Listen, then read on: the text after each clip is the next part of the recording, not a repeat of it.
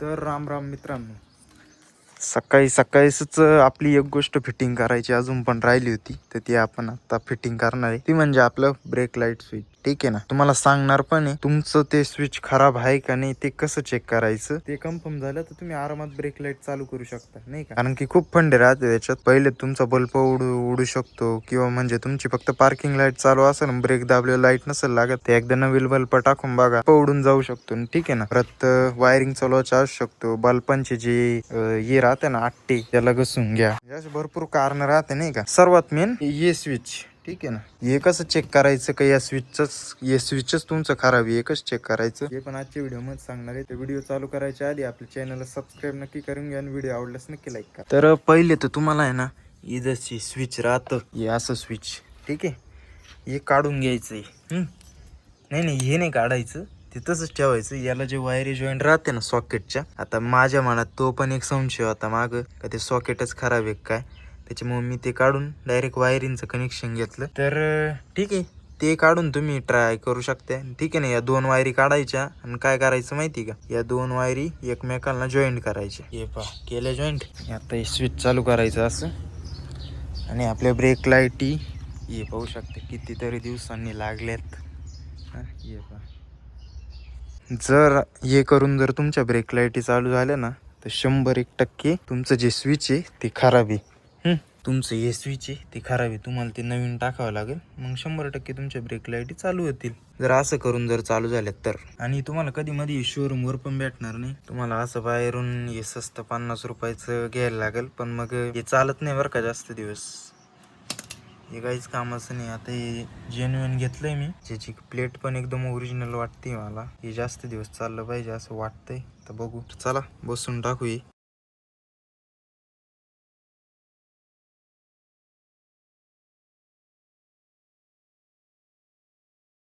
बाकी तुम्हाला सगळं नवीन भेटेल, फक्त जे वरचे 2 नट आहे ना ते जपून ठेवा जुन्याची. आणि खालची एक पिन, ही पण महत्वाची, ही दिली लावायला.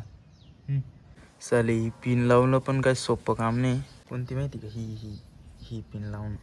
एक ते म्हणजे हात घालायला जागा नाही ना, गडबड राहिली. बसवले, फक्त वरची नट टाईट करायची राहिली, ही पिन बसवली. हे पहा. तर हे पाहिजे असं काहीच यूज करतो जेव्हा आपण ब्रेक दाबतो ना.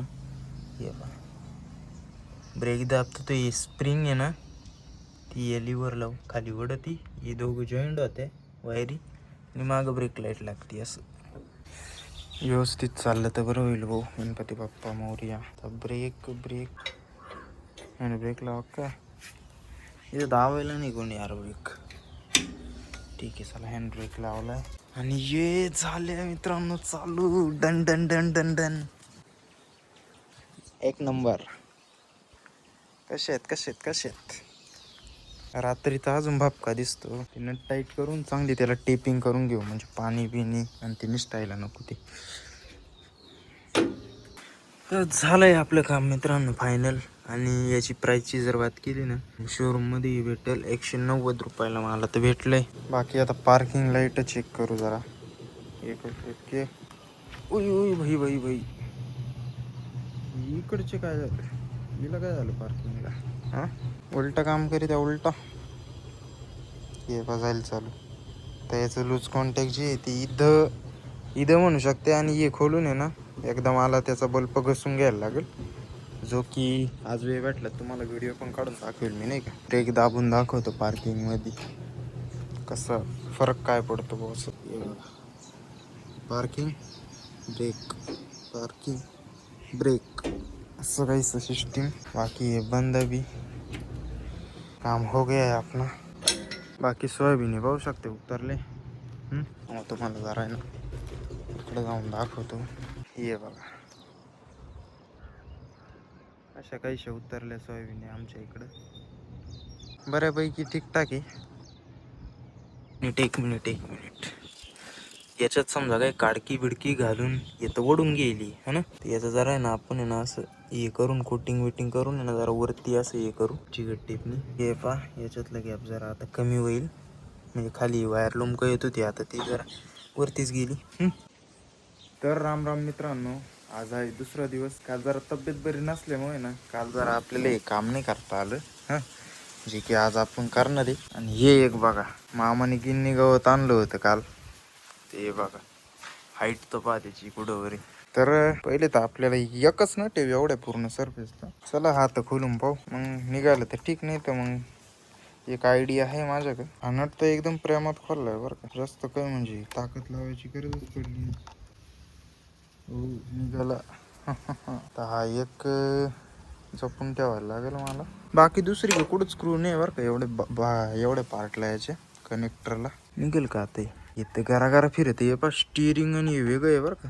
हे पाहिलं, अरे खोलायचं कसं झालं येणी. जर नाही आपल्याला रिस्पॉन्स दिला तर आपल्याला हे खोलायला लागेल, जे की खोलण्यासाठी आपल्याला पूर्ण पॅनल खोलायला लागेल. इथलं बेल्ट थोडा काढायला लागेल, हे रबर, मग ते असं स्क्रूड्रायव्हर बसेल बरोबर त्याच्यात. माझ्या मते तरी मला यांनी काहीच होणार नाही, हेच खोलायला लागणार आहे बरं का. ती खोलायसाठी पूर्ण पॅनल खोलायला लागेल. पॅनल खोलायला काय वाटत नाही बरं का. तर मग इथं हे वायरचं कनेक्शन ते डायरेक्ट फेस टू फेस आहे, त्याच्यामुळे पॅनल खोललं का ती वायर निघून जाते, तो विषय होतो. परत मग कनेक्शन करायचे जीवावर येतं. तर तुम्ही म्हणशाल हे पॅनल का बरं खोलायचं, मग इथून पण आपण हे करू शकतो ना. तर नाही मित्रांनो, याच्यातून विषय असा आहे, इथं त्या क्रूजची पोझिशन दिसत नाही, आणि इथं आपण स्क्रूड्रायव्हर जरी घातला तरी इथं घुसत नाही बघा, गॅप बघा. आणि घुसला जरी कसा मसा तर ताकद लावायला चान्स नाही. त्याच्यामुळे हा पॅनल जर उघडला ना, इथं बघा, इथं सेंटरला जागा आहे, त्या जागा सेंटर मधून बरोबर आपल्याला हे करता येईल. स्टेअरिंग फिरून घ्यायची ना, एक एक होल झालं तर खोलायचं. आता तेच चाललंय, पॅनल खोलायचं काम. पहिले ते आपलं मोबाईल होल्डर उघडले देसी, सगळे नट खोलून घेतात. चाल नट परत लावायला लागतील मला, कारण असं काकांना इथं काहीतरी मेथीन ते कालवायचं आहे, त्याच्यामुळं पेरणी यंत्र जोडायला लागेल परत हे इथं मकाच्या शेजारी. आणि त्याच्यामुळं आपल्याला येतं काय रे आता करता येणार नाही काय यार, आधी सांगितलं असतं. 4 नट तर खोलून बसलो, तर राहून द्यावा, तसंही राहील म्हणायला. आहे दोन्हीकडून 4 नट येतं काय, हे राहू दे. चला मेथीचं बी आणलंय, पाहू शकते, मेथी टाकायची.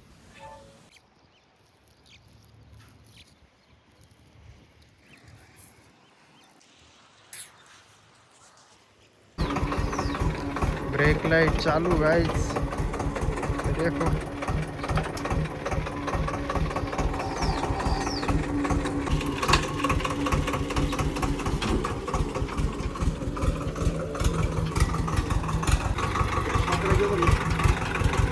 अलग येते, जाऊ दे.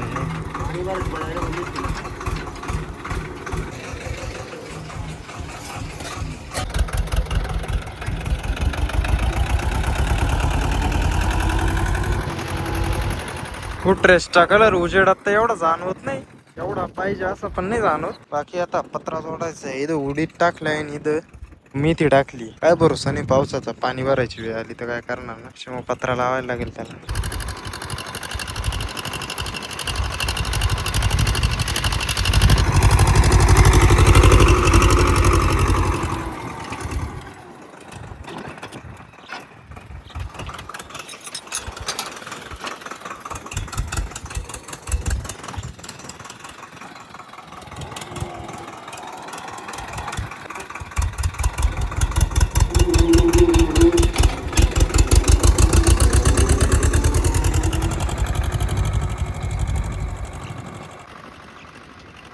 रोडानी वावर काय भारी दिसता ना. बेस्ट पत्रा लावलाय आता, नाही का.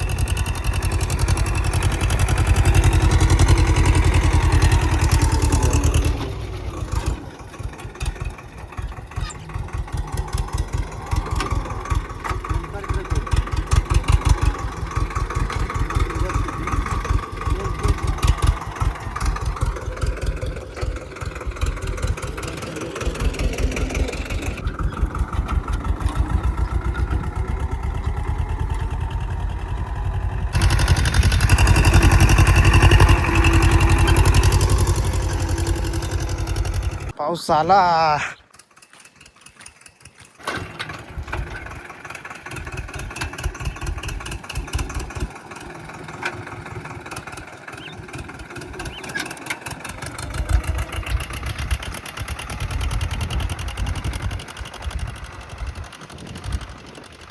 जोरात पा आलं गो आता पा आपल्याला काही बोललं नाही व्हायचं आधी सुट्टा